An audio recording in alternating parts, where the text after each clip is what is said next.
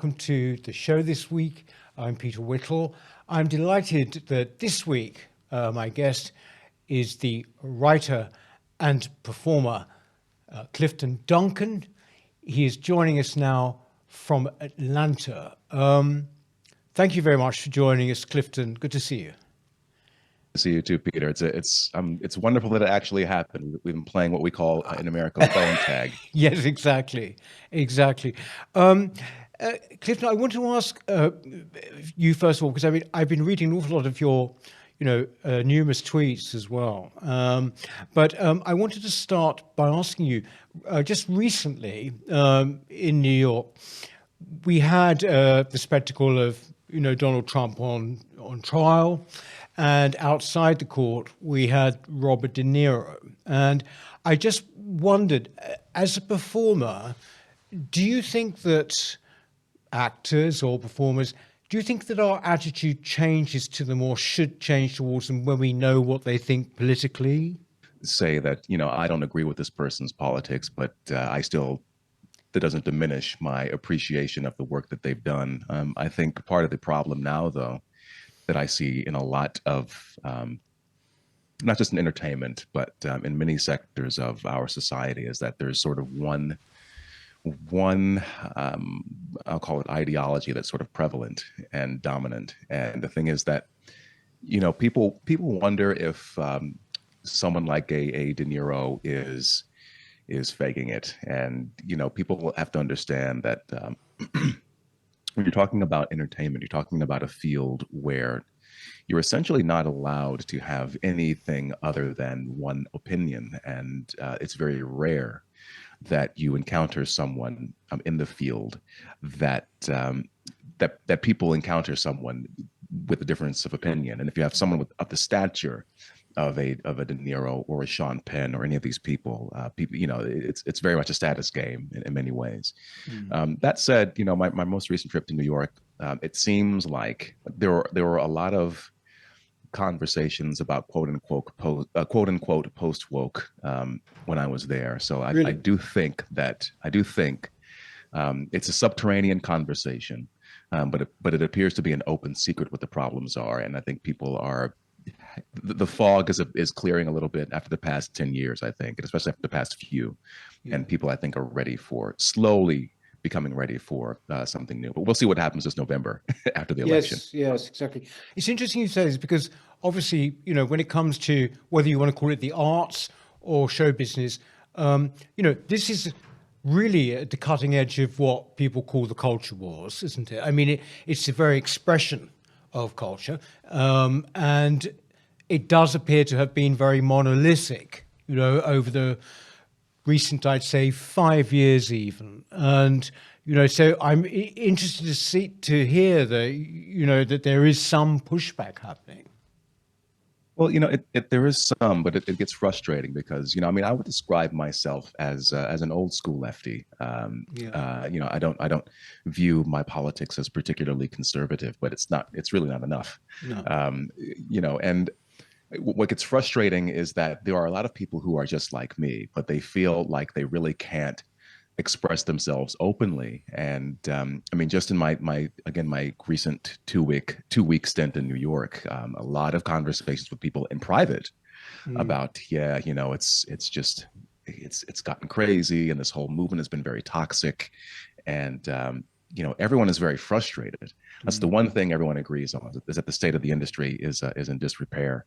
But I go back and forth. Some people say that the pendulum will swing back. I'm a bit of a cynic and a pessimist, unfortunately. I'm not so sure, but I'm told that the programming is already shifting, and conversations around who gets cast in shows are different. It's not just about, I spoke to a couple of prominent casting directors in New York the other day on a private call, and they said, people like me, quote unquote, are being cast now for the right reasons. It's not because we're one used the term box ticking specifically. It's really more about what does this person bring to the role, and how compelling are they? What are their skill sets, as opposed to, are we being mandated to hire these kinds of people in order that we can protect our company and our reputation and not be swarmed by the mob. Actually, I think it's something you said online recently, which I thought was, very apposite, was that because of the box ticking and because of the certain sorts of casting, that in fact people now notice, for example, ethnicity far more than they once would have done. I mean, I think you were talking about the example of Romeo and Juliet, that we have in London at the moment. Can you explain a little bit about that? Yeah, well, it's very frustrating. So, the Tom Holland Romeo and Juliet, was announced in the casting. They have a black girl playing Juliet, and I can't remember her name, but it's there was a huge backlash because, at least online, and I think they've sort of. And it's funny because in the wake of the backlash, of course, now they've announced a Broadway run, which sold out pretty quickly. So they sort of Streisand affected her into stardom. But no one would have cared about this interracial casting 10 years ago. I played Romeo in my sophomore year of college. Condola Rashad, who's the daughter of a very well respected actress named Felicia Rashad here in the States, Yeah. played Juliet opposite Orlando Bloom, one of your countrymen. 10 years ago on Broadway. And, people were trying to say it's because of her looks or whatever. But, even then, I still doubt that the backlash would have been as intense if they had cast, say, a plain Jane white woman. I think people are I think because now we've become so cynical about lazy race swapping, lazy gender swapping, which really adds nothing to pardon me, adds nothing to a story, but just really calls attention to itself. Yes. I think people now are just saying, it's so bizarre because I even saw Black conservatives, for instance, saying that Black people should not be cast in Shakespeare, and which is annoying because that means that actors like myself and Denzel Washington and James Earl Jones, there's a great actor named John Douglas Thompson who turned me on to this book called Shakespeare and Sable. There's a whole history of Black Shakespearean actors dating back to the 18th century. So now I'm seeing conservatives who are already, in my opinion, to be blunt, very poor in terms of their, at least in America, in terms of their embrace and appreciation of the arts. For them to then say, as a backlash to the excesses of, I think, progressive overreach, now on identity politics. Now they are saying that. They're saying the exact same things that racists used to say to keep Blacks out of the theater. So it's so bizarre. I'm so tired of it.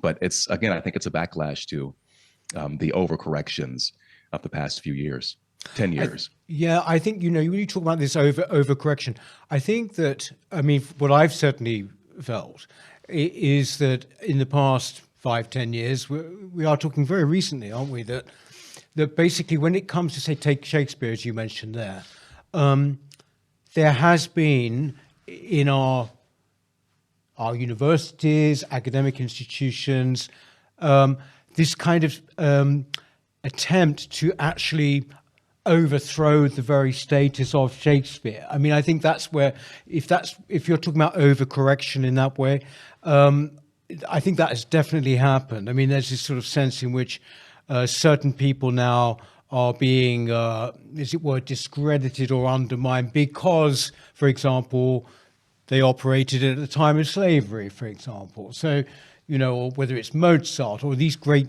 sort of figures of the arts. Do you think it seems to me that that's certainly something that's happened in the academic field, and it must sort of bleed through to the arts, perhaps? Well, it's interesting, and I don't really see people talking about this and making this connection, but I know at least in the States, academia has become a gateway into at least the entertainment industry in a way that it wasn't, say, 50 years ago. So now, it's one of the reasons I say I'm not sure the pendulum will swing back that quickly, because year after year now, in the States, we have all of these bright and shiny new BFA and MFA graduates. I got my own MFA from an elite conservatory, but you have people who have been indoctrinated and maleducated for anywhere from 16 to 19 years. So right there, these ideas that have sort of been incubating in academia and the sort of mindset and culture that has been fostered in these environments now has bubbled its way up into these industries after the last several decades. And um, there's so there, you hear efforts about like decolonization for one of these curriculums, which essentially means denigrating these dead white men. And it's one thing to expand your knowledge of a certain particular canon, but it's another thing to sort of dismiss the entire oeuvre of a Shakespeare or any of these great masters. You can't even say the word masters anymore because it has implications of other things. Because some of the language makes us feel racist. I'll give you a great example. Just working on Titus Andronicus recently, which is not one of Shakespeare's great plays, let's be honest. But the character of Aaron the Moor, who is the villain and is very explicitly described as a blackamoor, dark skin, woolly hair, all that stuff. And the characters in the play are explicitly racist toward him. And we're working on this play, and I had people who were saying like, "Oh my gosh, this." So there's just a sensitivity around it. I'm like, guys, he's not a victim. He made the queen of the Goths his baby mama. Like, this guy is not like he's not some shrinking violet. But I mean, I say all that to say that there's a whole mindset around these classic works now. When I say overcorrection, it's the denigration of these works as sort of sinister and quote unquote problematic, but also saying we're going to cast all different kinds of people in these roles to the extent that it no longer makes sense. For instance, there was a non-binary Othello that happened some years ago, and the thing about that play, for those who know it, is that war and fraternity and trust among men is a very, very strong theme in that play. And the last scene where Othello is murdering his wife does not have anywhere near the emotional, visceral impact if it's some.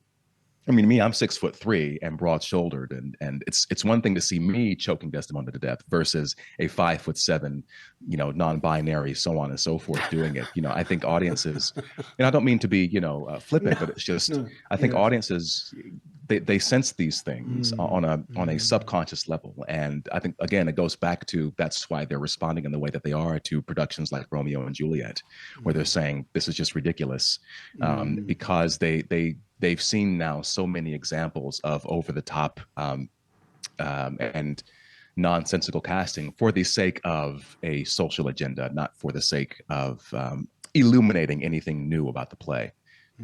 Yes, exactly. I mean, there's been a case, or rather an example here recently. One of our columnists here in Britain talked about the latest Bridgerton. And in fact, it's with this heroine who is large, shall we say. And she was making the point absolutely clearly, look, it just goes against all kind of suspension of disbelief that the guy would, the strapping, handsome guy would go for this girl. No, but the thing is, it's people are almost daring you to make that point. That's the feeling, isn't it? Yeah, that's why I'm laughing, because that is sort of what it is. And again, I go back to this idea of I don't know if the pendulum will swing back that much, because I mean, really, there's no good way to push back if you think about it, because for exactly what you just said. Because as soon as you say, well, this is ridiculous, because I've been in that position before, where as an actor, like there was a show which I won't name, where a similar situation cropped up in the script, where the main character was this obese white woman, and my character was this Afro-British, strapped, hot guy.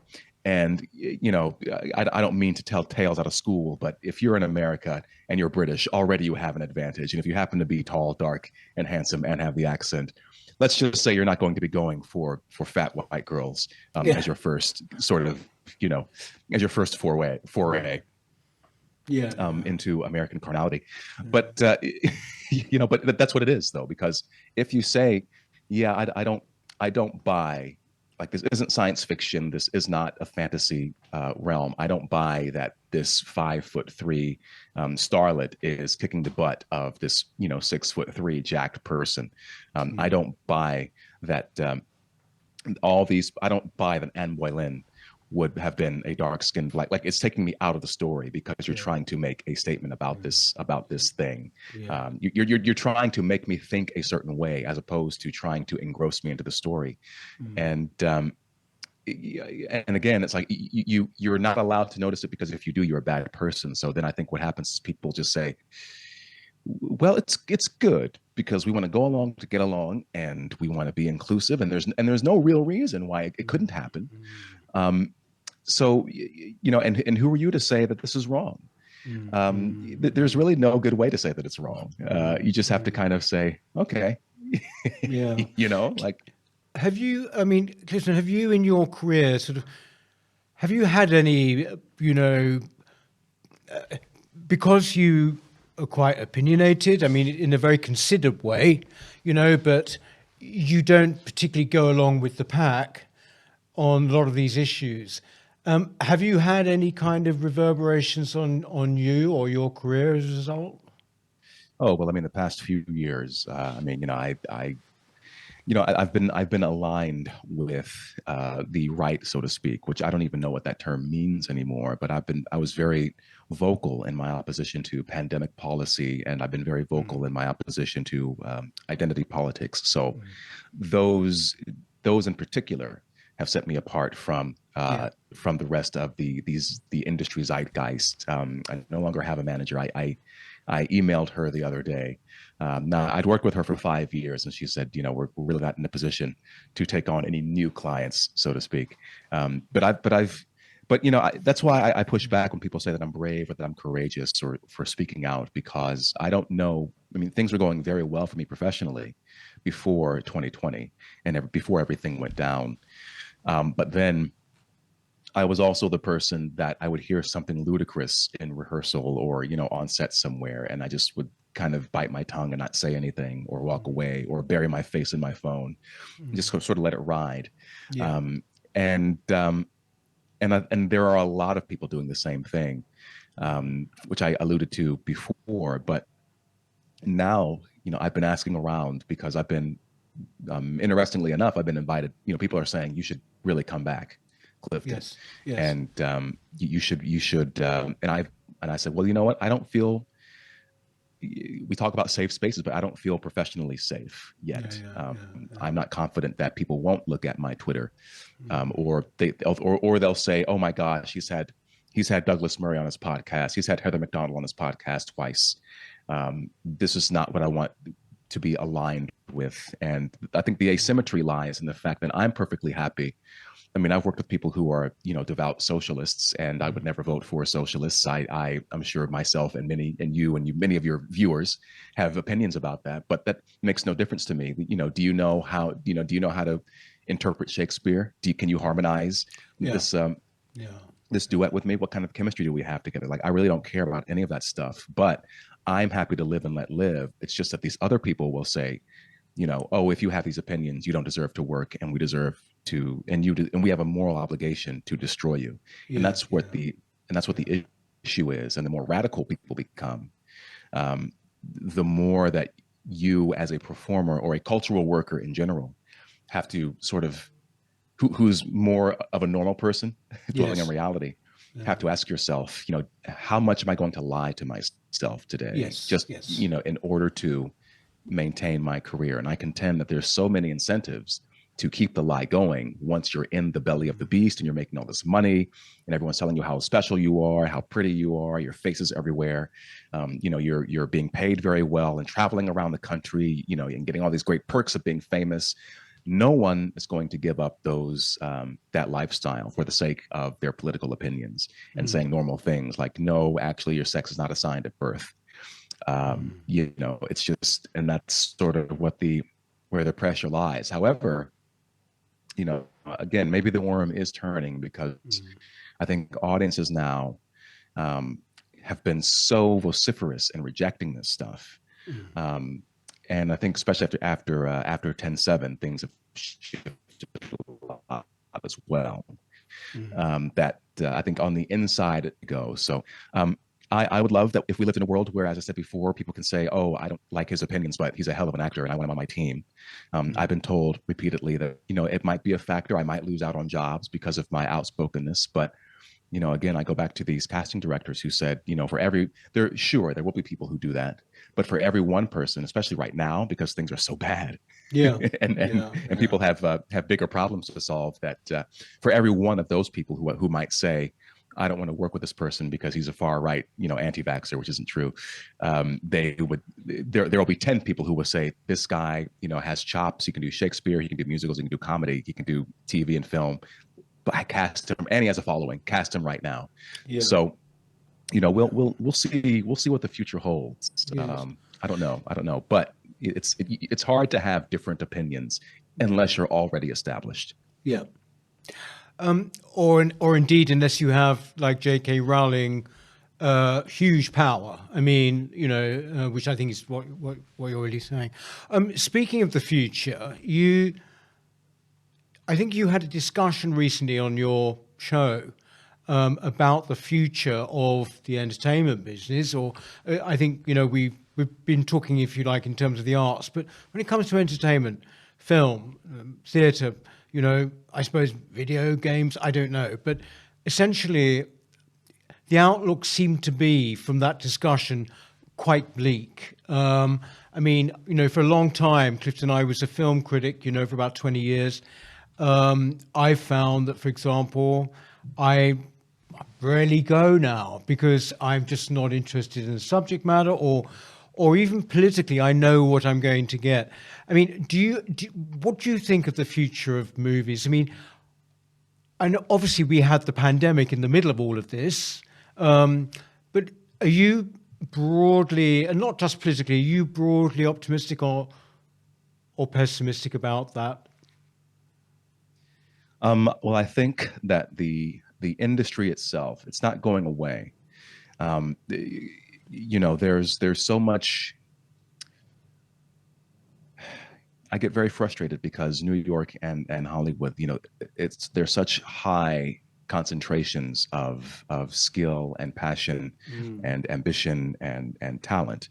Even though I don't like using that word, excuse me, but but um, and I think that people will, in terms of like big budget features, like a Bad Boys 4 or an Oppenheimer or a Barbie, um, those kinds of films aren't really going away. I don't think. I mean, I don't think the industry's going to like disappear. We still have radio, for instance.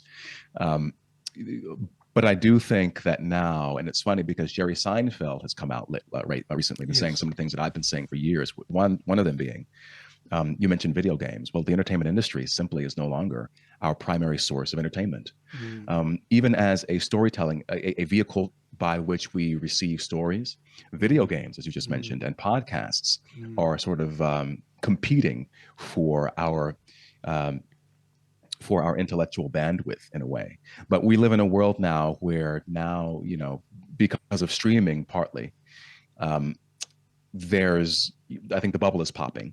Mm. There's been too much money thrown down the rabbit holes and too many shows. People are just saying, yeah, I'll switch on, this show from the 90s. Yeah. Um, there's everyone I've spoken to, I think there's a bit of a naivete. Um, I think that there's this sense that it's just bad right now, and especially in the theater realm. And I'm not so sure about that, just because, as I said, now the entertainment industry is simply another, like another Mm. droplet in Yeah. an ocean of what we call content now. So they've rendered themselves non-essential, ironically, in the eyes of, I think, much of the American public, who is already, or much of the public in general, who's been turning away and saying, I'm sort of over this. But it's across several mediums too: comic books, um, music, and TV and film. Now people are going back to old stuff and Mm. finding more joy and fulfillment in watching this old material than things that have been coming out in the last 10 or 15 years. So to me, it seems to be there's a a bunch of things going on at the same time, which you can't say it's just, woke or whatever. It's just the Yeah, economy. I think yeah, yeah. it's the collapse of streaming. I think it's the politics. I think it's the response to the pandemic. I think we're becoming more atomized and digitized. The flip side to that is I think that now everything's becoming more decentralized. And that means that, similar to the music industry, now we're going to have the rise of a bunch of really bright, really fascinating, just really avant-garde independent creators who are using their smartphones or their own equipment or whatever and making their own stuff, which you'd never see in the traditional Hollywood or Broadway um, institutions. So I think that's the positive. I think the institutions will continue to die and decline. I have a friend who's a two-time Tony Award winner who calls it a lazy decline. But I also think that at the same time, I have so much faith in the ingenuity of the, so to speak, the collective Yes. of people to come up with their own stuff. And we have all these different avenues of distribution now. So what I'm getting at is, even though I think the industries are going to, I think people are resigned that there's not going to be the sort of money that there used to be, and that you Yeah. can't make a living the way that you used to be able to in entertainment. But at the same time, the rise of, if you're entrepreneurial, if you're independent minded, if you're driven, and like that's sort of what I'm banking on, is if you have chops and talent. Because right now in this space, there's a lot of podcasters, but not a whole lot of people who made their careers, on stage and who can really make a huge impact. So I hope over the next decade, at least, we'll see the rise of just independent filmmakers, playwrights, and these kinds of things producing stuff outside of the dying machine. You mentioned there all the different outlets and the machine itself, and obviously there have been big changes there. But also, I wonder if you feel often the way I do that when it comes to American culture, I always absolutely adored it. I adored Rodgers and Hammerstein. I adored Stephen Sondheim. And that kind of performance, hugely influential across the world. And it seems to me, Clifton, I mean, I don't want to pile the agony on, but it seems to me that that is sort of passed into the past, actually. I mean, that essentially the culture could not produce that kind of thing now. I mean, the same goes for Europe generally, but I'm just talking particularly about American culture, that, that it's somehow or other, it's a certain sensibility which just simply, regardless of the method of distribution, could not really work now. I mean, because I've seen you singing Rodgers and Hammerstein, on clips that I've looked, through when I was doing my due diligence on you, and wonderful stuff. And that's obviously in your hinterland, right? But it's not really dominant, is it, anymore? No, and what you say is interesting, because you can't pile on any more agony that I've not already piled onto myself over these Right. issues. There is it's funny, there was a couple of essays written back in the 1940s by two men, one named Isidor Schneider, the other was Albert Maltz. Both of them were writers. And they were tackling this problem of the stifling intellectual and creative atmosphere of leftism. And these are communists who were saying this 80 years ago. Yeah. And what's different, though, is that in the wake of those essays, both Broadway and Hollywood experienced these great golden ages that established America as this huge global cultural force. And and not to say nothing of jazz and soul and these other things that we also gave the world. So I get kind of frustrated when I see over here these quote unquote patriots, who they talk about all these other things which are important. The economy is important, foreign policy is important, but they always skip over art and culture. And I'm thinking to myself, I think what I envy about other countries, especially in Europe, is a rich cultural tradition. That they're proud of the fact that their culture has produced so many great works of legendary art, basically. But here in America, So much is commoditized. It's just not really. We're a very, Camille Paglia said, a very utilitarian culture, and so that sort of appreciation for the arts is already sort of, you're already fighting an uphill battle. But on top of that, um, again, I go back to academia. Do we have a culture now that if this is now a pathway into these industries, it's just a culture now that can produce these kinds of stars. And I do go back and forth because I grew up in this era of we grew up in the Denzel Washingtons and these Yeah. kinds of things, or even Yeah. before that, I mean, the Oliviers and the Redgraves and the Gielguds, like there were these celebrated um, um, figures, and there was respect, I think, uh, for this is an artist who does their thing. But here in the States, there's not that level of appreciation, and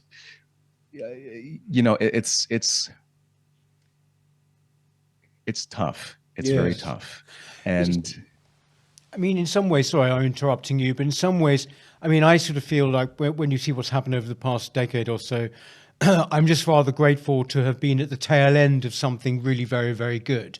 That when you look back and the achievements that were actually largely American, well, British, pretty good too, but of the immediate post-war years, I mean, whether it is Rodgers and Hammerstein, Rodgers and Hart, whether it is um, Tennessee Williams on Broadway, all of this, and also Hollywood putting out just as simply, as a matter of fact, extraordinary films that were mainstream. If you talk about All About Eve or Sunset Boulevard or some of my favorites from that time, it was a real absolute zenith, wasn't it, of popular creativity?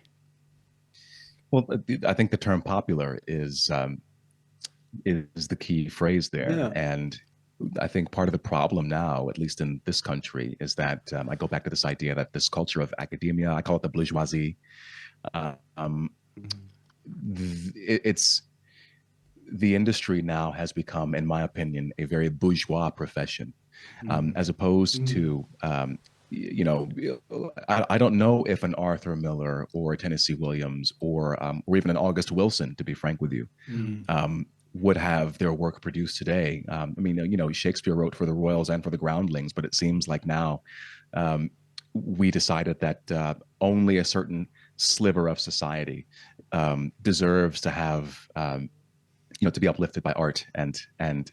culture. So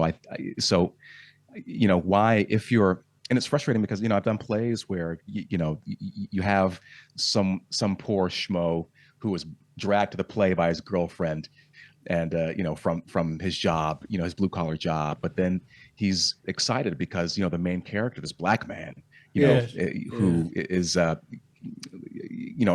could be the 1920s in Pittsburgh, and there's a black man who's trying to buy the land. This is a real play, but buy the land that his family was forced to work on. You know what I mean? And that kind of an entrepreneurial spirit inspires these kinds of guys where so they don't see the skin color. They just see, oh, there's the ambition, there's the drive. These things can transcend class and race, but right now I think we're catering to a very small sect of society, and that's one of the reasons I think that people are sort of pulling away from a lot of art and entertainment right now, unfortunately. Clifton, can I just move on to ask you about a particular project that you've got going on now? And I know it's going to be of great interest to people watching. It's a one-man show, isn't it? And it's about a particular individual. Can you just tell us about it? Sure. So way back in 1977, there was a play called Robeson, which is a one-man show by the actor and activist named Paul Robeson. Yeah.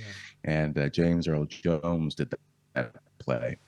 And then I'm sure there's been many other shows like this since, but then around 2014 or so, Lawrence Fishburne did a show called Thurgood, or maybe it was 2012. And in 2014, I saw a show off Broadway called Satchmo at the Waldorf, which is a one-man show about Louis Armstrong.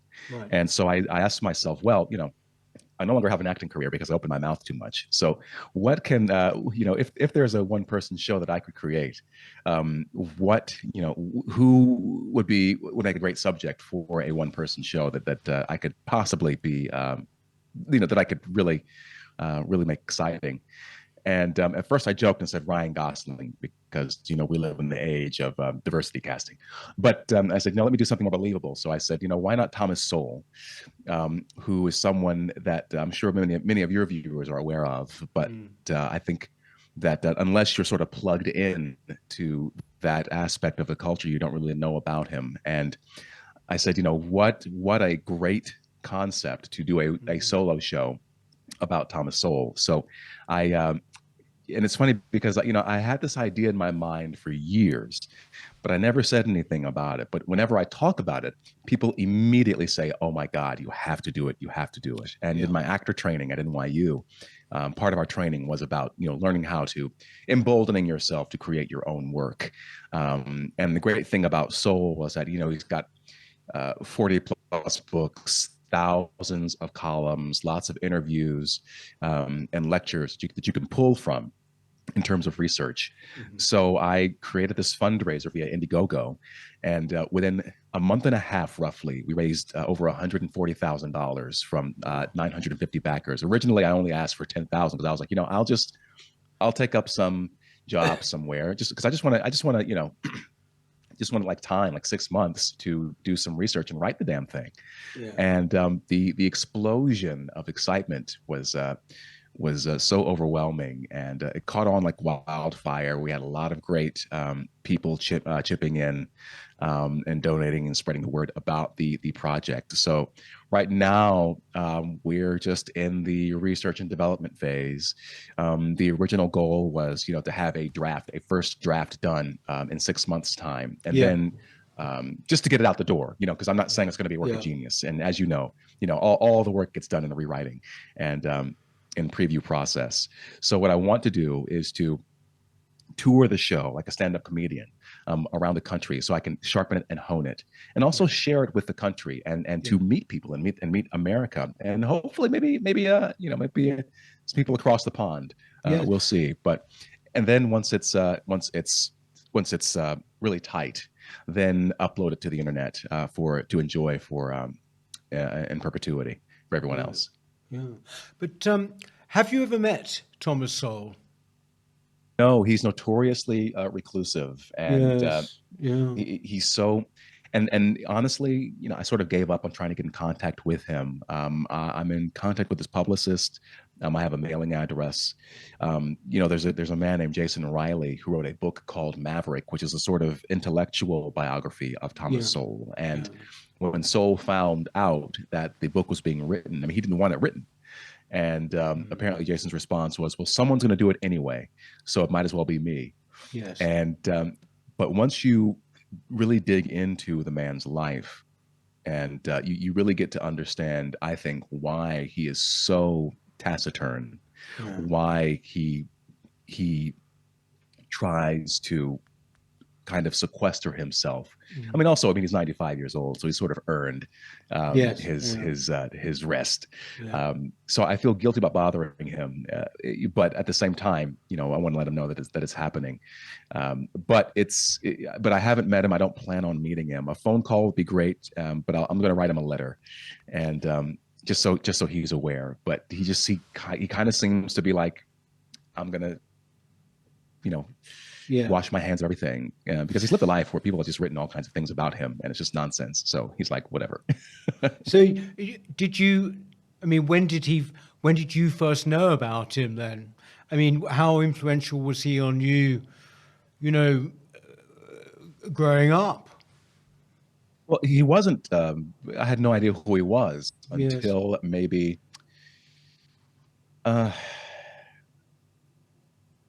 six or 7 years ago. Right. I was stumbling down some YouTube rabbit holes, and I found there was a clip from I think at the time I was ingesting a lot of quote unquote anti SJW content on YouTube. Right. And this this clip from the Bill Buckley show popped up, Oh, and I was like, "Who is this like this uh, what's the term this I don't want to say chocolate because it has a different sort of connotation to it, but who is this like this chocolate skinned man with these glasses and this perfect afro, just completely just calmly, clinically, methodically tearing down these sort of prevalent arguments. Who is this person?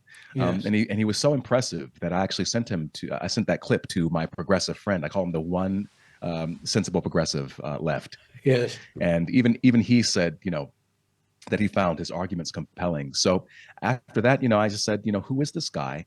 And I found two books. One was Basic Economics. The other was White Rednecks and Black Liberals. And that book especially, I guess those two together, they Yeah, really they fundamentally shifted the way that I view society and how it yeah, works, yeah, yeah. and from race to culture to history. And I think Soul's Gift, and why I think this show has a lot of potential to really resonate, is that he is someone who has lived both at the bottom of life, and he's been in these sort of upper crust elite arenas. And so he and guys like George Stigler and Milton Friedman, who were mentors of his, essentially teachers of his, Yeah. I think they popularized economics, and they sort of popularized these complex and abstract ideas. They took what they call the dismal science of economics out of the abstract academic realm, and they said, how can we apply these ideas to people's lives? Yeah. And I think Soul's gift is that he is sort of the common man's economist. He is the person who is able to translate these. Just the idea that basic economics is Mm, so clearly written that a dummy like me can understand it, mm, and just how he breaks down mm. these, it's finite resources, alternative uses. Here's what, milk can be used for butter and for yogurt and for cheese and ice cream. And here's how, and it's simple, basic stuff. Yeah. But once you begin to get a grasp on it, it completely changes how you view things. And I think Mm, it's one of the reasons that I became so vocal in the past few years, is that, no, guys, you're seeing things fundamentally from a limited perspective.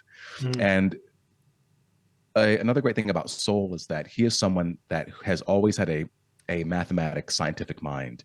Um, there's a great anecdote later on in his memoir, late in his memoir, A Personal Odyssey, where he's talking about him and his siblings, which he didn't know that he had siblings at first. He was adopted and orphaned, essentially. And but each of his siblings is in some sort of mathematic or scientific field. Oh, And extraordinary, like his older brother, I think, again, they grew up during segregationist time era, but his older brother created his own like transistor radio or something like that, like just really? brilliant tribe that he comes from. Yeah, So yeah, he was built different from the beginning.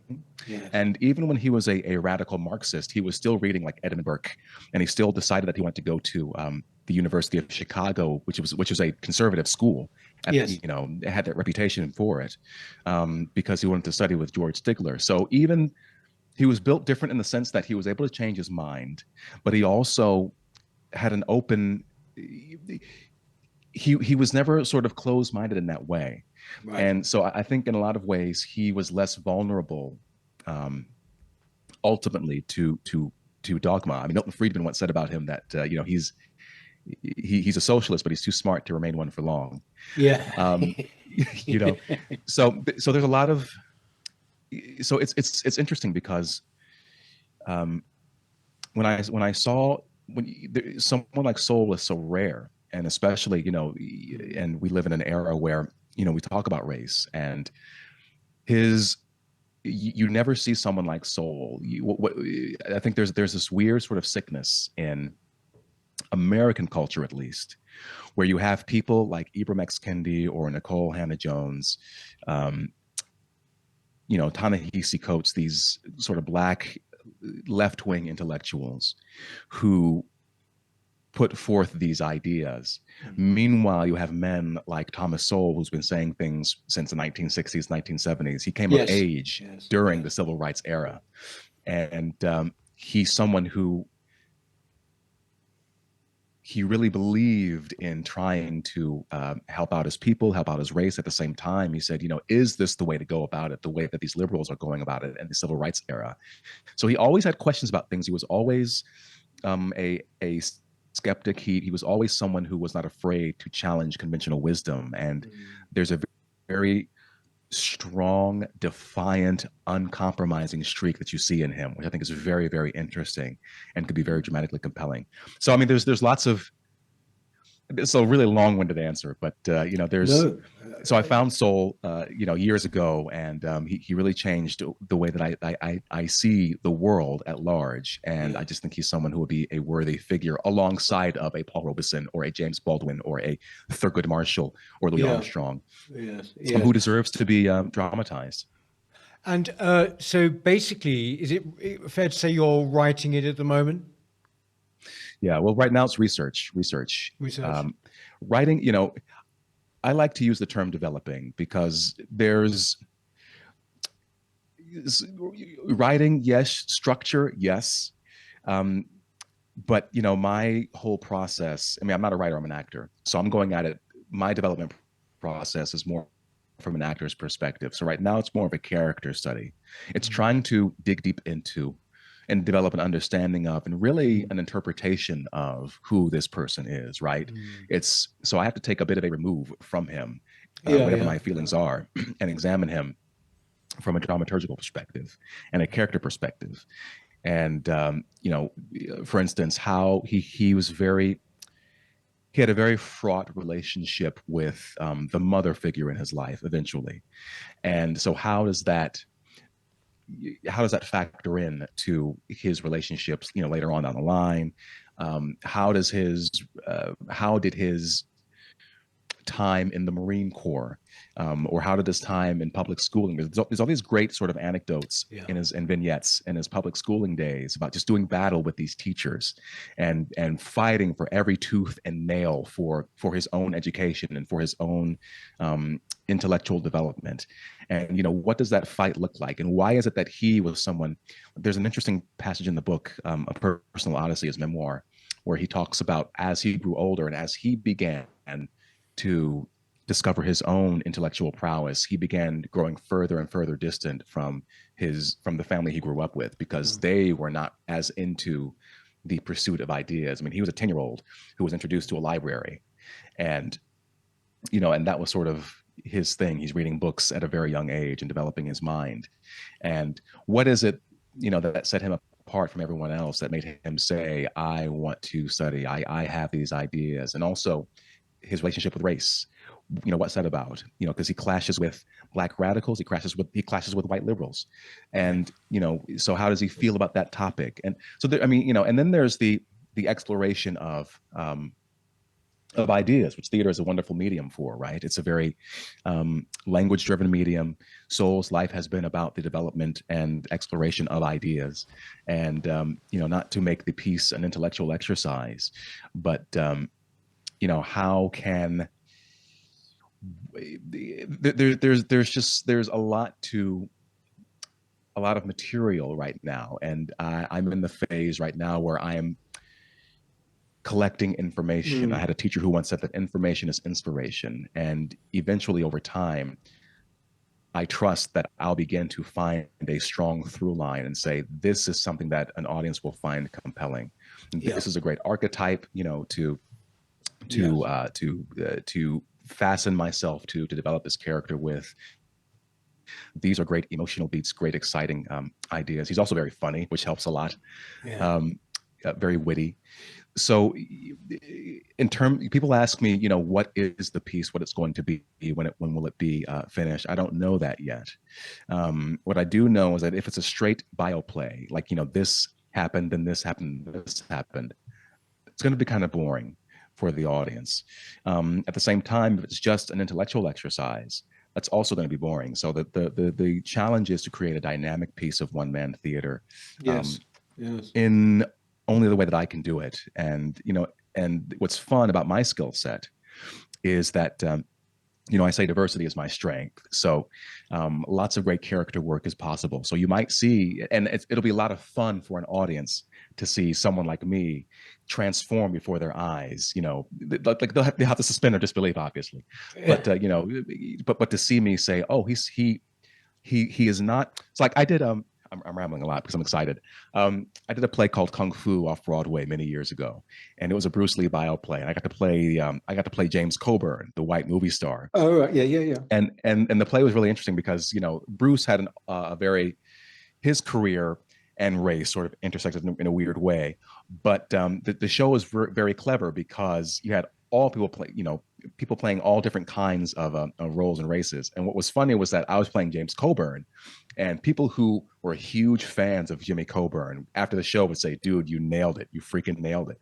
And so, what if people came to the theater and they saw this black guy? It's not it, but he's somehow channeling the essence of Friedrich Hayek. He's somehow channeling the essence of Milton Friedman. Yes. And these are the kinds of things I think that the kinds of potentialities that it will be really, really fun for an audience to see, because it's not just about here's a one-man show and here's my life from A to B. You really have to find a way to make it exciting and compelling for people. Well, I think one of the reasons why it's really important what you're doing is that other than going, as you put it, on a YouTube sort of odyssey and coming across these old clips, or not so old, people don't really see any representation of Thomas Sowell.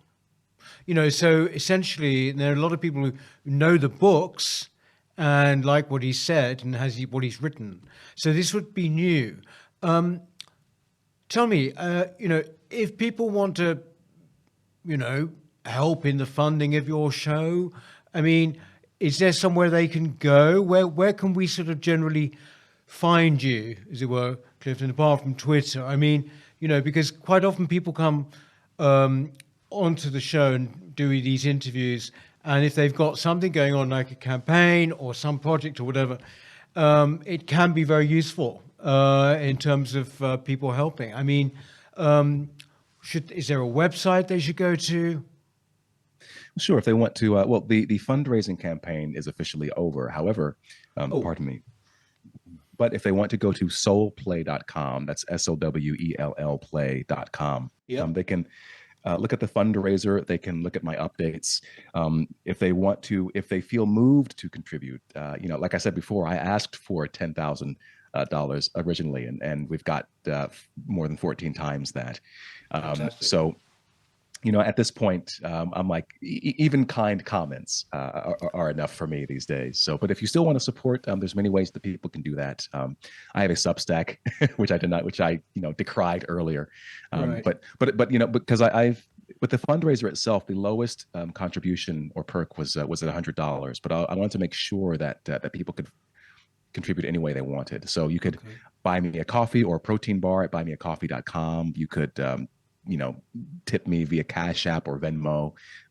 You could sign up for my Substack as well, or tip, there's all kinds of small things you can do, but I'm also not someone who's going out of my way saying, hey. So all I would say to answer your question really is, keep tabs on sowellplay.com. Check out the updates, and come along on a journey. And if you want to be a paid subscriber to my Substack or something like that, that's awesome. But you don't have to, because really at the end of the day, I think it's actually bigger than myself, or even bigger than Sowell. I think, and this might be another conversation, but there's we talk so much about the culture war this, the culture war that, and we get stuck and mired in politics and current events. But I think very few people are focusing on the art that our cultures are producing. And one of my big frustrations in the sort of alternative and new media space is, like I said before, it's a lot of podcasters, but very few people who are actually creating culture. And what I'm excited about is the idea that this is a play that has people who maybe have been feeling pushed away from the arts, or maybe not, or who may not be interested. This is something that they might be able to become excited about. I'm excited about touring the country and meeting America and saying, hey, come to the theater. and have these shared experiences, which I think is really important on a sort of macro level.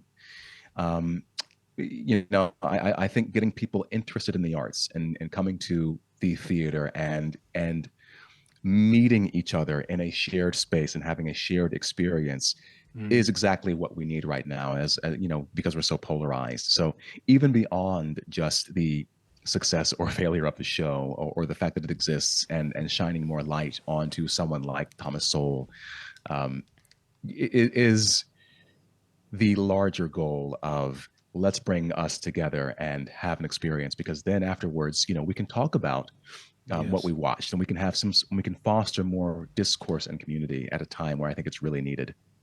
Well, Clifton, I can tell you, I would certainly go and see it. I can think of a lot of people who would.